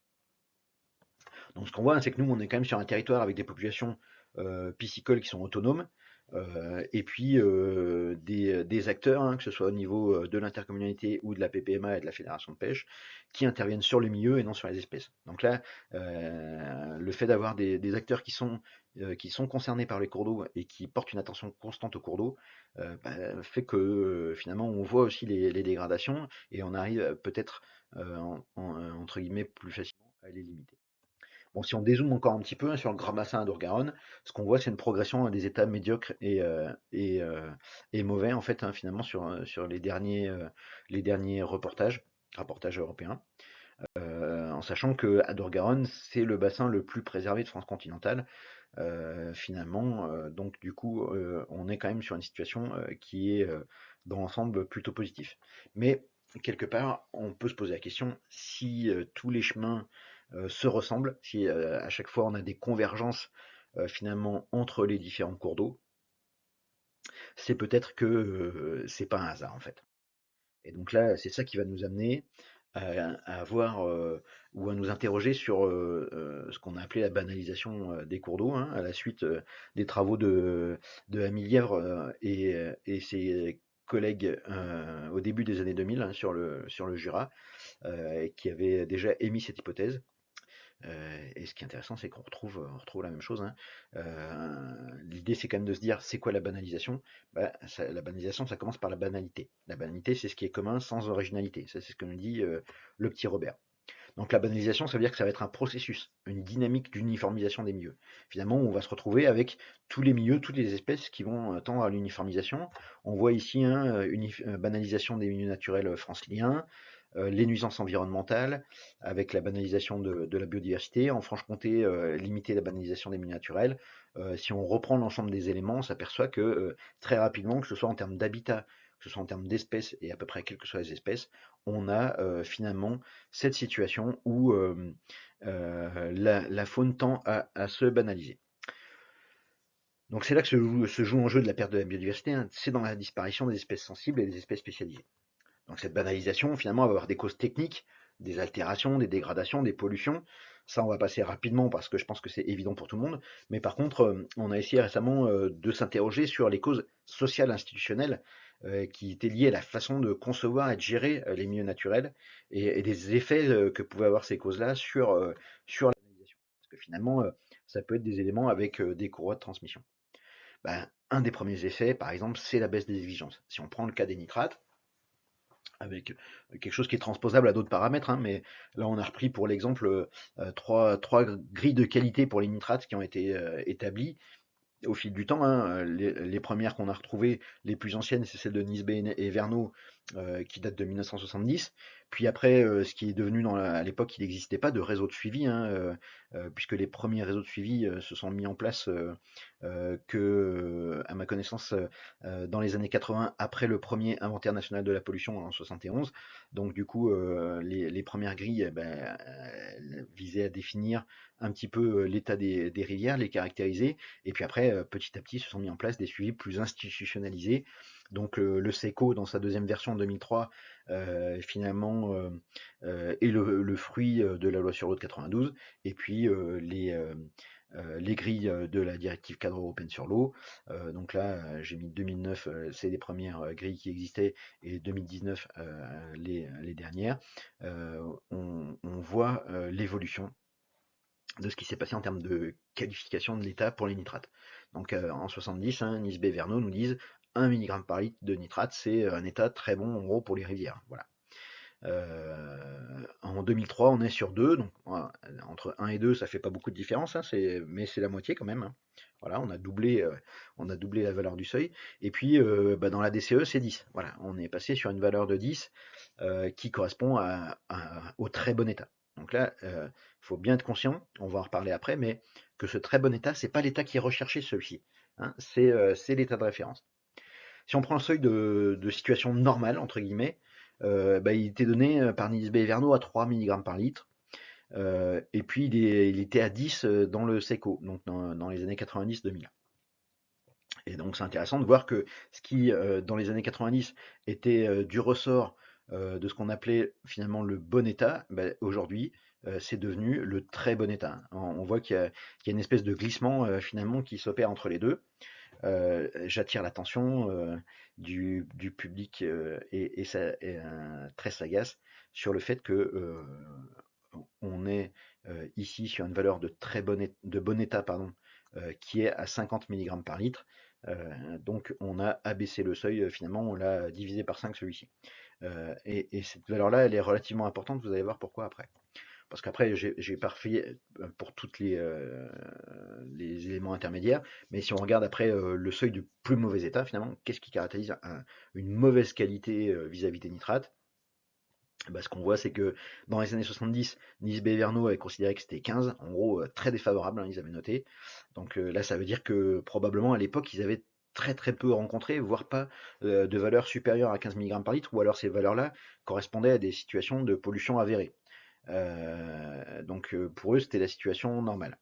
Et vous voyez que déjà dans les années 90, ben, ce seuil de 50, ce seuil de mauvaise qualité, il était passé à 50 mg par litre, donc on l'avait quand même sensiblement abaissé. Et ce qui est particulièrement intéressant, c'est de se dire que aujourd'hui, hein, ce seuil de 50 mg par litre qui était celui de la mauvaise qualité, bah, c'est devenu celui de la bonne qualité. Donc on voit bien qu'il y a un glissement finalement dans les exigences réglementaires qui fait que bah, finalement une eau qui était de qualité moyenne, voire médiocre il y a 15 ans, bah, aujourd'hui elle est considérée comme bonne, hein, sur ce paramètre-là. Alors après, il y a plusieurs autres paramètres. Tous les paramètres ne suivent pas la même tendance de la même manière, mais on a, si on reprend l'ammonium, on a une tendance qui est assez similaire. Bon, celui des nitrates est très emblématique et c'est celui sur lequel il y a les plus fortes variations, mais ça reste quand même un élément qui est significatif finalement d'une diminution des exigences qu'on a vis-à-vis des paramètres. Ce qui est particulièrement intéressant, ben là j'ai repris sur les données des suivis existants, finalement sur le Vianon, et ben, j'ai repris les données existantes dans les anciennes études euh, on voit que les valeurs dans les années 80 étaient plutôt autour de 2,5 mg par litre de nitrate. On a en 2004, dans l'étude de Tisseuil, finalement une valeur un peu plus élevée qui est au-dessus de 4, qui est la seule, hein, finalement qui tranche un petit peu avec les autres. Donc après, on ne sait pas pour l'instant si c'est un biais, une mesure juste, un artefact finalement. Mais par contre, ce qui est intéressant, c'est de se dire que là, on voit très bien sur les valeurs moyennes annuelles, alors, à prendre avec des pincettes, hein, les valeurs moyennes annuelles, ça reste quelque chose dont il faut se méfier, les valeurs moyennes en écologie. Mais par contre, on voit quand même une tendance à l'augmentation là jusqu'en 2018, puis une légère diminution et une reprise un petit peu d'augmentation des valeurs moyennes au niveau de la teneur en nitrate. Donc cette augmentation des valeurs moyennes, hein, elle peut traduire à la fois une modification au niveau de l'aménagement du territoire, de la façon dont on occupe les sols et on exploite le bassin, mais elle peut traduire aussi le fait que, ayant ajusté finalement notre exigence à la baisse, on a relevé la barre au-dessus de laquelle il fallait pas passer, et donc ça laisse un espace. Voilà, la nature a peut-être aussi parfois un peu horreur du. Donc si on revient à nos invertébrés du Vianon, hein, ce qu'on voit, c'est que la situation actuelle, elle est là. Et puis notre seuil de bon état, il est ici, hein. Le seuil de bon état, il est à 9,9 sur 20, hein, voilà. Donc du coup, nous, ce qu'on vise, c'est ici. Et l'état de référence initial, il est là à 20 sur 20, hein. Et on voit que ce 20 sur 20, c'est pas une valeur qui est irréaliste, c'est pas un truc qui est complètement fou de se dire on va essayer de revenir à 20 sur 20, puisque en 2004, on avait, c'était pas il y a 150 ans, on avait une valeur de 18, il me semble, sur la même station. Donc, du coup, on voit que on pourrait viser là, mais en fait, on fait pas ce choix, on fait le choix de viser ici. Donc, probablement, on sait ce qui va se passer, hein. Ça, comme le dit mon père, hein, il dit voilà, la moto, elle ira toujours où tu regardes. Et donc, du coup, là où on vise, c'est forcément à peu près là où on va aller. Là, il y a à peu près aucune chance pour qu'on vise à un endroit et qu'on arrive à aller à un autre. Eh ben, c'est exactement la même chose avec les trajectoires qu'on rencontre finalement sur les cours d'eau. Donc des exemples de cours d'eau en bon état, je vous en ai pris d'autres parce qu'il faut illustrer un petit peu ça quand même pour qu'on puisse bien voir. Si on prend le Vianon à Champier, on voit que voilà, en termes de poissons, si on part sur la base d'inventaire piscicole entre un cours d'eau avec son potentiel et ce qu'on a, on voit que ici, bon, quantitativement, on n'est pas très très bon, notamment sur le chabot et un peu sur la truite, mais par contre sur les autres espèces, on est quand même pas trop mal. On voit que la Diège en aval des Chaumettes, là, du coup, vous voyez pas, mais il y a le chabot qui a disparu, la truite qui est très faible, et puis la loche qui est anecdotique. Donc en gros, on est sur des valeurs qui sont pas du tout bonnes. Pourtant, on est aussi sur un cours d'eau qui est en bon état 2015. Donc là, ça veut dire qu'on l'a déjà atteint depuis 10 ans. Et pourtant, en 2021, on a une situation qui est pas très bonne qualitativement et très mauvaise qualitativement. Si on prend d'autres situations, par exemple la triosone à Pinchlimor, là c'est pareil, on est sur du bon état, alors que la réalité du cours d'eau c'est ça, hein. Donc très forte abondance de lamproie planaire parce qu'on a beaucoup de sable sur le cours d'eau, de la perche à foison, mais par contre les autres espèces sont dans des abondances qui sont très très faibles, voire anecdotiques pour l'essentiel. L'artaud d'Aquindon, et ben là on est sur quelque chose finalement de relativement similaire. Si j'enlève ça, voilà, c'est peut-être pas mal. Finalement, on s'aperçoit que en 2012, on était sur des valeurs où il y avait très très peu de loches, mais pas mal de goujons, un petit peu de gardons. Donc on avait sûrement des plans d'eau qui réchauffaient un petit peu l'eau et qui faisaient que les espèces thermophiles, on va dire, s'y retrouvaient mieux que les espèces psychrosténothermes, donc les espèces qui aiment les eaux relativement froides. Et puis depuis 2021, là on a disparition de la truite, comme on disait tout à l'heure, après les sécheresses. Et puis ça permet aux autres espèces de se développer un petit peu plus. Donc je vais pas dire que c'est un mal pour un bien, heu, pas du tout, mais par contre, on voit que la dynamique est plus du tout la même au niveau de ce cours d'eau-là. En tout cas, dans tous ces cas-là, vous voyez qu'on est sur des cours d'eau qui, quand on applique une certaine méthodologie, on va dire rigoureuse, quantitative, peuvent pas être qualifiés de bon état, et quand on applique, les grilles de qualité, classiques, traduisent un état qui est bon, et donc qui pose la question de savoir qu'est-ce que c'est vraiment ce bon état. Donc la réduction des exigences, finalement, elle rend l'avenir totalement prévisible. Finalement, on est sur des trajectoires qui ont tendance à s'abaisser de plus en plus. Et donc, si on fait un peu l'analogie, hein, une voiture en bon état au critère de 70, bah, c'était ça. Et puis, une voiture en bon état au critère de 2009, bah, ça ressemble à ça. Voilà, la seule chose qui est en commun, c'est la couleur, hein. Vous voyez que voilà, ça c'est une voiture même en très bon état, j'aurais pu dire, puisqu'elles sont bleues toutes les deux. Euh, mais on voit que bah, le niveau d'exigence n'étant pas le même, eh ben, à la fin, on va se retrouver on ne sera pas tout à fait dans la même situation de pouvoir piloter les rivières non plus à force de fonctionner comme ça. Et sur un autre sujet, mais qui rejoint en fait finalement notre préoccupation, hein, c'est ce que dit Brigelli. Finalement, lui, c'est à propos de l'école, mais il dit tous égaux, tous zéro. La vraie baisse de niveau au niveau de l'école procède de la baisse des exigences. Bah, les mêmes causes produisant les mêmes effets. Je pense qu'il n'y a à peu près aucune chance pour qu'en abaissant nos exigences, finalement, on se retrouve à améliorer l'état réel des rivières. Le truc, c'est un objectif unique. Si on prend les cours d'eau du secteur, bah, on prend l'Artaud d'Aquindon, un petit cours d'eau qui fait 7 à 8 mètres de large, la Triozone à Pinchlimor qui fait, donc on l'a vu, celui-ci juste avant, mais qui fait une douzaine de mètres de large, le Vianon à Saint-Hilaire-Luc, 10 mètres de large, le Vianon à Saint-Angèle, donc là on est vraiment sur la tête de bassin, où on est sur moins d'un mètre de large, la Luzège à La Plot, là on est plutôt sur 20 mètres de large, la Dordogne encore, on descend encore plus bas sur le bassin, au niveau en dessous du barrage de l'Aigle. Bon, là, on est sur un cours d'eau, on voit ici qui fait à peu près une centaine de mètres de large. Et puis, si on prend ici encore la Dordogne encore plus bas au niveau de Bénac et Quesnac, on est sur 150 mètres de large. Bah, en fait, tous ces cours d'eau, ce qui est rigolo, c'est que bah, ils ont les mêmes objectifs de qualité. Donc, comment les mêmes objectifs de qualité? Ben, en fait, on est sur une situation où, quelle que soit leur taille, en gros, et leur zone géographique, à peu de choses près, on se retrouve avec des objectifs qui sont similaires. Alors que finalement, si on fait encore l'analogie avec les humains, même, il faut se méfier des analogies parce que parfois elles sont pas toujours à bon escient et parfois elles retraduisent pas toute la complexité non plus des écosystèmes, mais ça permet aussi de bien comprendre le principe. Ben, un cours d'eau de tête de bassin comme celui-ci, qui est tout petit finalement, qui est relativement fragile et relativement sensible et qui abrite des espèces qui sont relativement sensibles, ben, finalement c'est un cours d'eau qui aurait besoin, entre guillemets, de plus d'attention, hein. C'est un peu comme un enfant. Bah, un enfant, on sait qu'il est un peu plus sensible aux maladies, un peu plus sensible aux différentes perturbations qu'il rencontre au dehors qu'un adulte en bonne santé. Et ben c'est un peu pareil avec les cours d'eau. En fait, les cours d'eau de tête de bassin, ils sont plus sensibles, ils sont plus fragiles, et pourtant on n'y porte pas une attention particulière ou plus importante que des cours d'eau comme ici la Luzège au niveau de la Plot, qui correspondent finalement à un cours d'eau de bonne taille et qui dispose de capacités auto-épuratoires qui sont pas du tout les mêmes que celui-ci.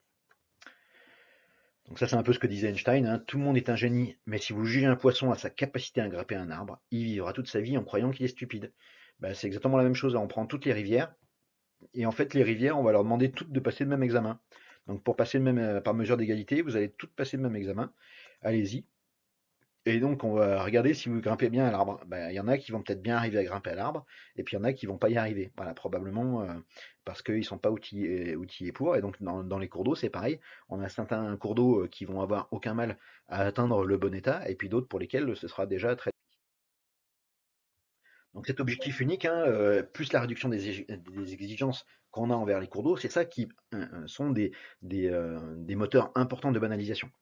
On les a pas tous mis ici parce qu'on en a identifié d'autres, notamment la surnormalisation des suivis, notamment les aspects des références glissantes, notamment la façon dont on a de concevoir la préservation et la protection des espèces.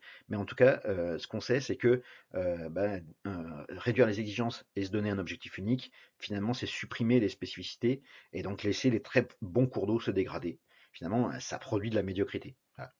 La médiocrité, c'est un mot qui a une connotation qui est très négative finalement, mais quand on regarde la définition, c'est quelque chose qui est en dessous de la moyenne. Bah, finalement, c'est ça, hein, puisque l'objectif qu'on vise en matière d'invertébrés, c'est une note qui est inférieure à 10 sur 20 comme étant de bon état. Bah, finalement, pour moi, inférieur à 10 sur 20, ça doit être en dessous de la moyenne. Voilà. Euh, et puis là, bah, je vais reprendre les paroles de Vindignan hein, dans ce qu'il a fait pour la Loue, mais qu'on peut transposer tout à fait ici. Il dit une rivière fragile emblématique comme le Vianon ne se satisfait pas d'une couleur bleue ou verte, il faut viser un IBGN de 20 sur 20 pour s'assurer éventuellement de son bon fonctionnement. Ben, on est exactement dans la même situation, et en rappelant encore à nouveau que 20 sur 20, c'est pas une valeur totalement ubuesque et complètement inatteignable. La question des références, je vais quand même en dire quelques mots. C'est très difficile de définir des références pour les cours d'eau, en s'appuyant sur l'histoire en tout cas. Pourquoi? Parce que toutes les publications historiques disent que l'état des cours d'eau se dégrade et qu'il y a de moins en moins de poissons dans les rivières. Donc là, on peut remonter aussi loin qu'on veut, ou presque, aussi loin qu'on a des traces. Mais en tout cas, là, on voit par exemple Élisée Reclus qui nous dit que l'homme que les progrès de la civilisation ont rendu plus ingénieux a trouvé moyen de détruire les races prolifiques dont chaque femelle pourrait, en quelques générations, emplir toutes les eaux d'une masse de chair solide. Dans son imprévoyance avide, il a même exterminé en entier nombre d'espèces qui végétissent dans les ruisseaux. Donc là, c'était 1882. Donc là, déjà, on voit qu'il y avait une dégradation qui était forte. Mais quand on regarde plus loin encore, ben, on voit que, c'est ce que nous dit Blanchard, hein, qui avait travaillé lui-même sur une analyse historique des textes sur la protection des poissons. Ben, à dater du XIIIe, on avait constaté l'appauvrissement de la population des eaux douces, car à cette époque, les ordonnances des rois de France relatives à la pêche et à la vente des poissons se succèdent à court intervalle.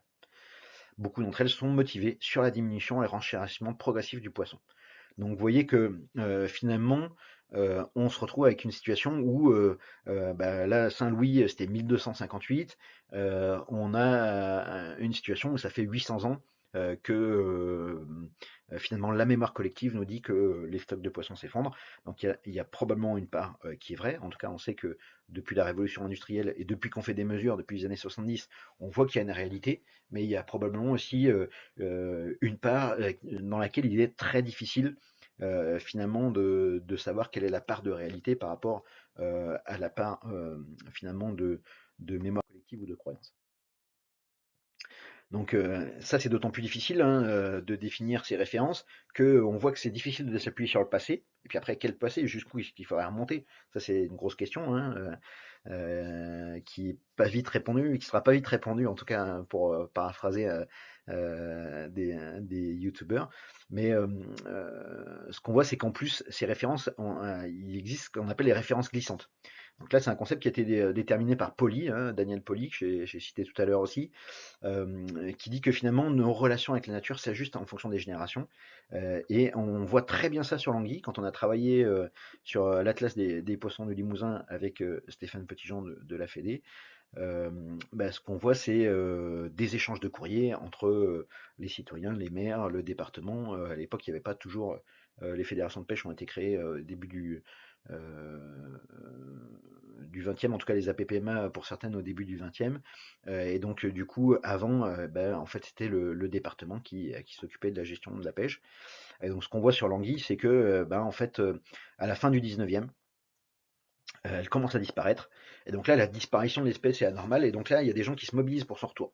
Ils écrivent, du coup, ils se disent, c'est pas normal. On est en train de perdre une ressource qui est aussi une ressource alimentaire, finalement. Et puis, auparavant, elle a été considérée comme abondante partout. Donc pour la génération N, finalement, la disparition de l'anguille n'est pas normale. Et comme cette disparition de l'anguille n'est pas normale, finalement, les gens se mobilisent. Et puis le temps passe, on voit qu'elle tombe à un moment dans une espèce d'oubli, hein, jusqu'à la fin des années 50. Finalement, il y a peu d'échanges, peu de courriers, voilà, ça devient une préoccupation, j'allais dire, un peu marginale finalement. Et donc, c'est à partir des années 60 où là, on retrouve d'autres phénomènes. C'est finalement des gens qui se mobilisent pour la destruction de l'anguille. Et pourquoi? Parce que pour eux, en fait, finalement, c'est la présence qui est devenue anormale. Et donc, comme cette présence est devenue anormale, finalement, ils se mobilisent pour essayer de la détruire. Donc là, il y a tout un tas de courriers d'échange qui se traduisent en fait par une mise en application, j'allais dire, des politiques qui sont demandées par les citoyens, par les pêcheurs. Et donc, on a les services de l'État qui sont mis à contribution pour réaliser des opérations de destruction de l'anguille. Donc, on a des comptes rendus de pêche de l'époque où il y a X anguilles qui ont été détruites aujourd'hui. On a parcouru tant de mètres et donc avec comme idée de la détruire. Et puis après, bon, depuis le début des années 2000, on est sur une autre phase où finalement l'état des populations est tel qu'on est passé sur des phases avec des meilleures protections. Mais toujours est-il que ce qui est important et ce que exprime Poli dans ce qu'il a appelé les références glissantes, enfin ce qu'on appelle les références glissantes, hein, lui il a appelé ça le shifting baseline syndrome. Finalement, c'est le fait que chaque génération ajuste ses objectifs en fonction de ce qu'elle a connu dans son enfance. Donc là, bah, les gens pour qui l'espèce était abondante et qui la voient disparaître se mobilisent pour son retour, et l'espèce qui l'ont jamais connue, bah, dès qu'ils la voient, c'est la présence qui apparaît anormale, et donc ils se mobilisent pour sa destruction. Donc le regard qu'on porte sur une espèce fait que ce regard il s'ajuste en fonction des générations, et en fonction de ce regard-là, bah, on a des actions de préservation, de destruction, de gestion qui sont pas du tout les mêmes. Donc ça c'est un élément important parce que ce phénomène-là il est pour la plupart inconscient. Et il est d'autant plus inconscient que, bah, comme on l'a évoqué, hein, des espèces parfois disparaissent sans qu'on s'en rende compte, ça saute des générations, et quand aujourd'hui on dit bah, il y a les crevisses à pattes blanches ou le saumon qui ont disparu du Vianon, bah, ils ont tellement disparu depuis tellement longtemps que personne, je pense pas, sera en mesure ou en volonté de s'impliquer pour. Donc la mémoire collective, elle est faite de souvenirs qui sont parfois justes et parfois pas. Donc dans ce travail qui a été réalisé, un travail anthropologique au niveau de la Dordogne, avec 100 témoignages qui ont été réalisés sur la Dordogne, on voit que finalement, sur les 100 témoignages, il y en a un seul qui parle de saumon, par exemple, sur la Dordogne. Et cette personne-là est une personne, c'est un technicien. Donc, du coup, on peut considérer que lui, il a des bonnes raisons de parler de cette espèce parce que ça fait partie de ses préoccupations de son quotidien. Mais que bah, les habitants, eux, non. C'est une espèce qui a disparu et elle a disparu aussi des mémoires. Donc, elle n'est pas citée, contrairement à plusieurs autres.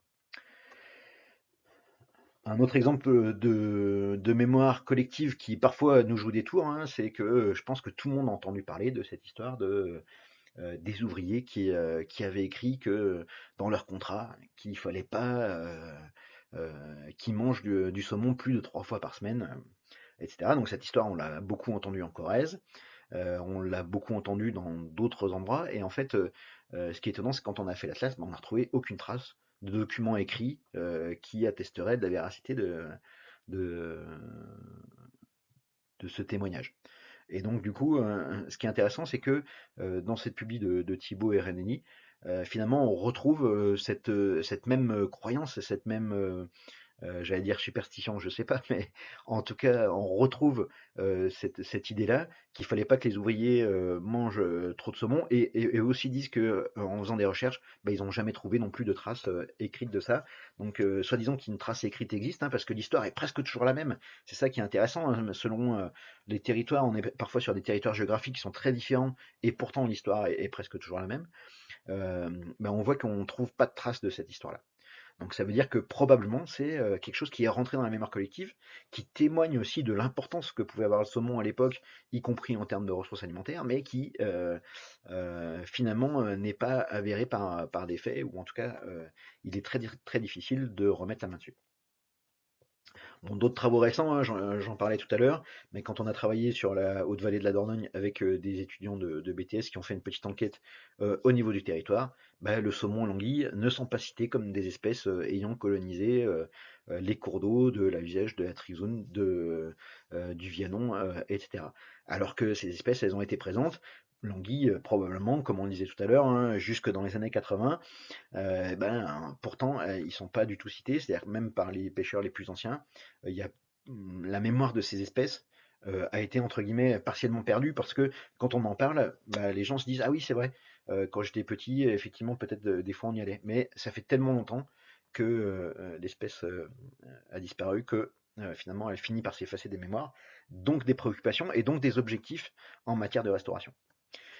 Et un autre exemple assez criant de ça, hein, c'est les crevisses à pattes blanches. Voilà, une petite enquête qu'on a réalisée cette année, c'est un travail de Tanguy Bazanté qui a travaillé sur une enquête au niveau de la répartition des écrevisses à pattes blanches en Limousin.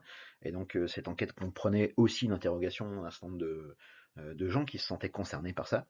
En fait, il y en a une personne, donc Edouard, qu'on a appelé Édouard. On a modifié les prénoms pour pas qu'on retrouve voilà, que les gens qui voulaient garder une certaine anonymité puissent le faire. Ben, lui, il disait dans les années 80, les écrevisses, ça faisait partie de la culture. C'était comme les champignons, c'était un truc que tout le monde faisait du 15 au 30 août ou le week-end du 15 août. Moi, j'avais 6 balances de mon père, de mon grand-père, c'était ancestral.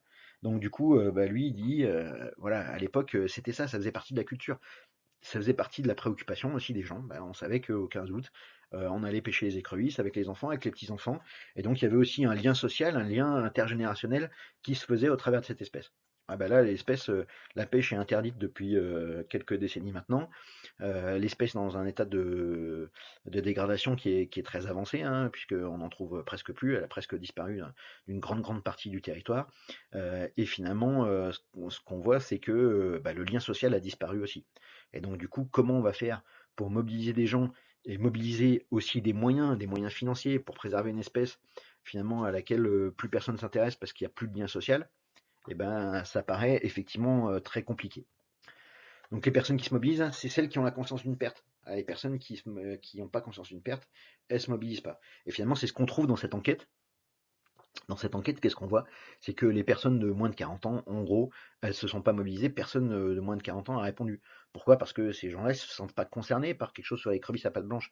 La plupart l'ont pas vu ou jamais vu ou l'ont pas pêché ou il y a tellement longtemps que finalement ça fait plus partie de leurs préoccupations. Y compris chez les gens qui pêchent et qui pêchent beaucoup, il y en a beaucoup dans les jeunes, ben, on n'a pas cette volonté de s'impliquer sur les crevisses à pattes blanches. On arrive petit à petit aux conclusions hein, sur ce travail un petit peu long sur le Vianon. Bah, pour résumer un petit peu ce qu'on a évoqué, et pour ceux qui prendraient l'enregistrement en cours, finalement vous pouvez peut-être vous contenter du résumé si vous le souhaitez. Ce qu'on peut se dire, c'est que le Vianon, c'est un cours d'eau en bonne santé, mais une santé qui décline lentement.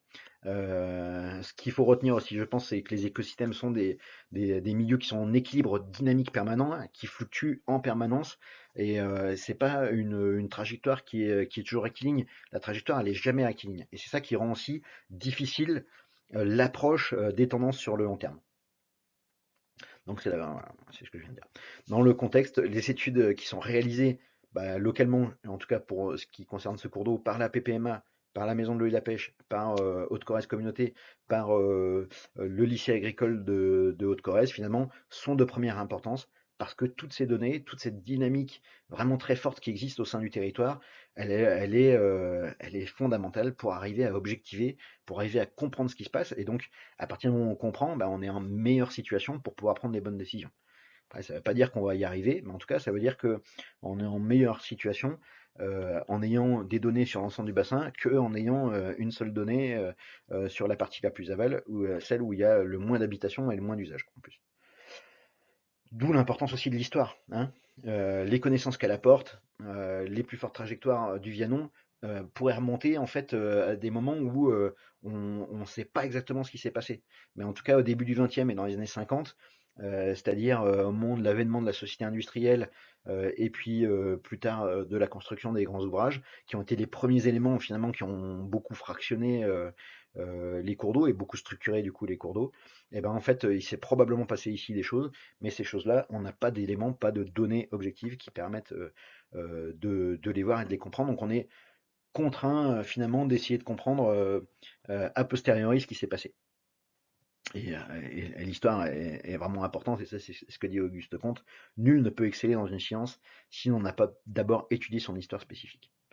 La biodiversité, ce n'est pas une collection figée avec le plus d'espèces possible, c'est effectivement une dynamique dans laquelle il faut que les espèces les plus exigeantes arrivent à se reproduire et à se développer finalement.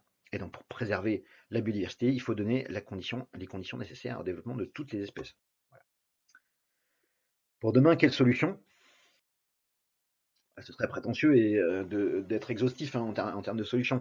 Mais par contre, au vu des éléments qu'on a évoqués bah, tout au long de ces presque 1 heure et demie, finalement, on peut tirer quelques enseignements. Ces enseignements, c'est quoi? C'est, je vais les développer, se réapproprier le bien commun, faire preuve de lucidité et de partage, valoriser notre patrimoine naturel, agir pour la résilience des milieux et se donner un niveau d'exigence adapté aux milieux et aux enjeux. Donc ça, c'est des propositions qui seront insuffisantes hein, pour redonner au Vianon tous ses plus beaux atours, mais chaque pierre apportée à l'édifice contribue à donner corps à l'œuvre, finalement, hein. C'est un peu ce que dit Poincaré, hein, il dit la science est faite est composée de faits comme une maison est composée de pierres, mais un tas de pierres est pas plus une maison qu'un tas de faits et une science. À un moment, il faut organiser et structurer un petit peu la pensée pour arriver à en tirer quelque chose, mais chaque pierre a son importance. L'importance du bien commun hein, sur l'appropriation, bah, c'est ce que disent les lois, hein. L'eau, c'est le bien commun de la nation. Des milieux qui sont en vrai bon état, on pourrait dire, permettent tous les usages. Donc, la réalité, c'est que les gestions de l'eau sont devenues affaires techniques. Elles sont réparties, traitées en silos. On peut faire parfois des réunions, des dizaines de réunions sur la question de l'eau, sans que jamais les gens qui s'occupent des milieux naturels et de l'eau potable se rencontrent.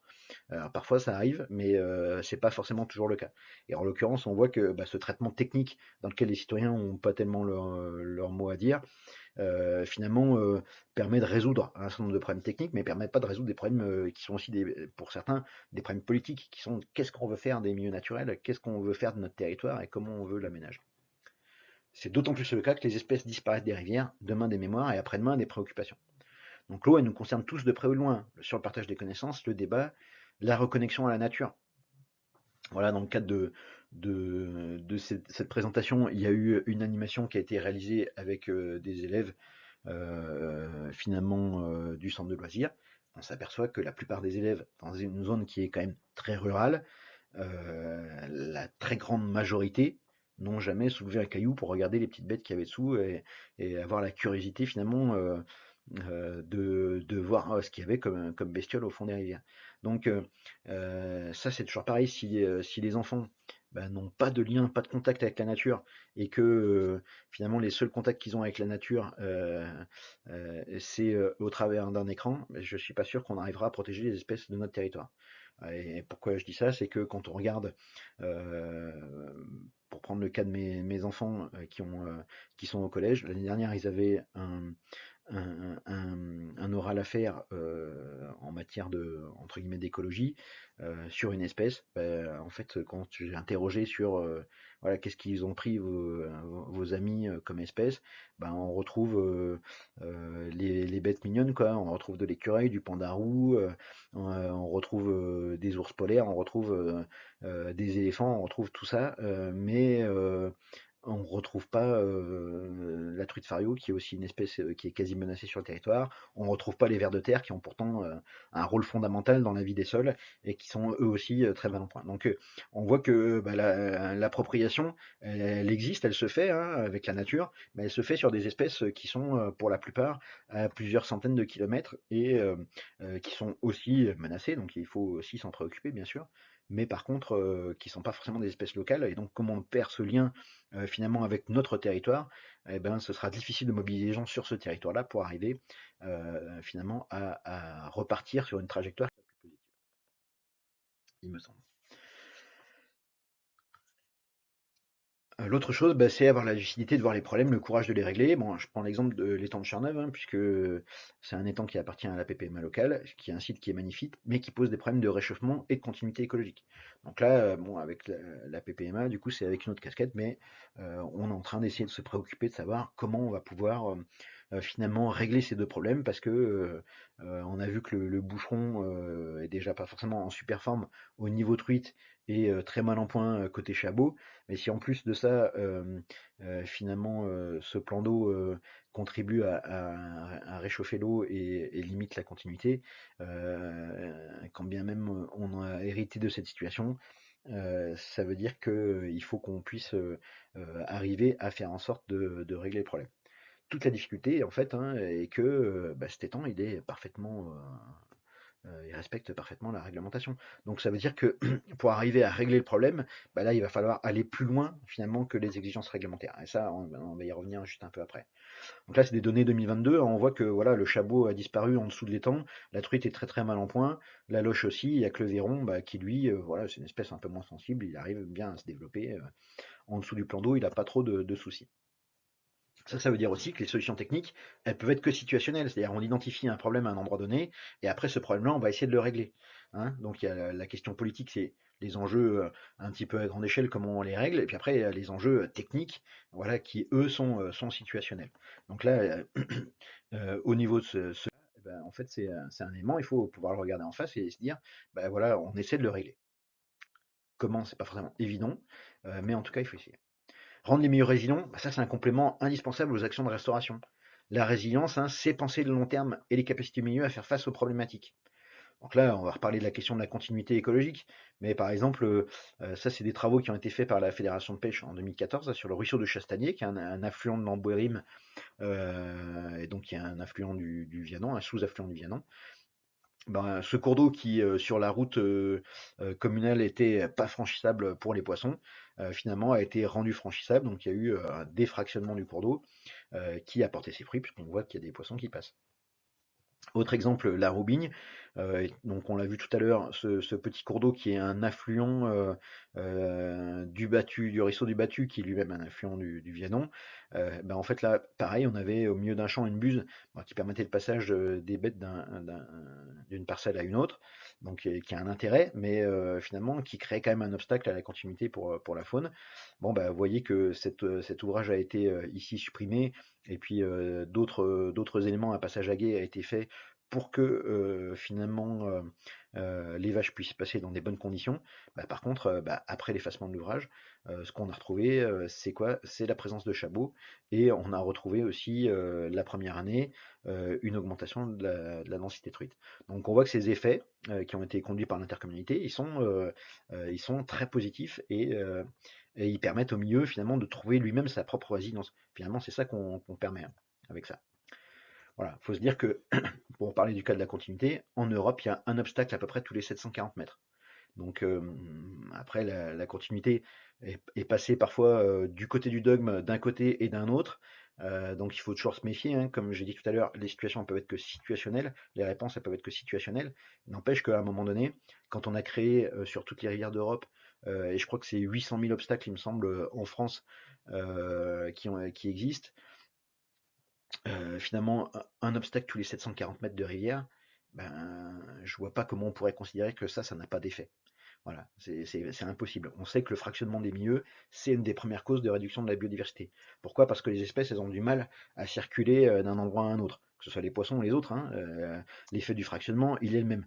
Et c'est encore plus vrai pour les poissons parce que parfois, certaines espèces terrestres, quand il y a un obstacle à un endroit, elles peuvent arriver à le contourner. Pas toutes, mais voilà, selon la taille de l'obstacle, elles peuvent y arriver. Là, c'est beaucoup plus difficile pour les poissons. Donc on voit que ça, c'est un élément qui est important et qui est un élément fort de résilience pour les cours d'eau, avec la restauration des zones humides, par exemple, des choses sur lesquelles on va s'attacher aussi probablement dans les prochaines années. Se donner des exigences, bah, on voit que les têtes de bassin, c'est des milieux fragiles, peuplés d'espèces sensibles qui sont menacées. Donc on a un tiers des espèces qui sont menacées en Limousin, hein, au niveau des poissons, avec 3 espèces disparues sur le Vianon, hein, l'anguille, le saumon, et puis des crevisses à pattes blanches. La truite qui est quasi menacée, donc on est au bord finalement de l'état de menace. Bah, si on suit la réglementation, on a une masse d'eau en bon état, donc il n'y a pas de nécessité à agir. On a des faibles exigences, donc on va produire de la médiocrité, et on n'a pas d'obligation à agir. C'est-à-dire qu'à la fois, il n'y a pas de nécessité et il n'y a pas d'obligation. Et comme on n'a pas d'obligation, eh ben, du coup, ça favorise l'inaction. C'est-à-dire comme il n'y a pas d'obligation à rétablir la continuité, par exemple au niveau de l'étang de Charneuve, finalement, la PPMA pourrait très bien se dire, elle se retrancher derrière ça en disant, je ne suis pas obligé de le faire réglementairement, et quand je ne suis pas obligé, eh ben, je ne vais pas le faire. Et donc ça montre bien les limites de la réglementation, c'est-à-dire qu'à la fois elle est indispensable, mais à la fois elle n'est pas toujours suffisante pour arriver à se donner des objectifs de restauration qui correspondent aux besoins de la rivière. Ça, c'est ce que disait Louis de Funès dans La Grande Vadrouille, ce n'est pas assez triomphal, pas assez orgueilleux. De l'orgueil, mon sang. Valoriser notre patrimoine naturel, on dispose encore de cours d'eau préservés, d'espèces sensibles. Ces espèces, elles ont une valeur patrimoniale inestimable. Si on prend le cas de la truite, par exemple, sur la PPMA, de la truite novicoise, bah, depuis 98 sur ce bassin, tous les poissons qu'il y a, c'est des poissons qui sont sauvages. Donc c'est-à-dire que tous les poissons sont 100% sauvages. Ça, c'est une valeur qui est inestimable. C'est un patrimoine naturel qu'on ne peut pas remplacer en fait. On ne peut pas remplacer des rivières qui ont une beauté particulière parce que ils sont nés dans la rivière et que c'est pas des poissons qui ont été déversés. Donc mettre en avant la valeur patrimoniale, c'est répondre aux exigences non réglementaires des milieux, hein, donc comme on disait tout à l'heure, aller un peu plus loin que la réglementation et créer une appartenance positive et une fierté d'avoir des belles rivières. Ça, je pense que c'est un élément qui est important. Alors, c'est ce qu'a fait l'intercommunalité en créant un petit label qui s'appelle Je suis Haute-Corrèze, où l'idée c'est favoriser l'appropriation du territoire, finalement l'appartenance au territoire, et avec un sentiment de fierté pour le territoire. Pourquoi est-ce qu'on ne pourrait pas peut-être faire la même chose avec les rivières?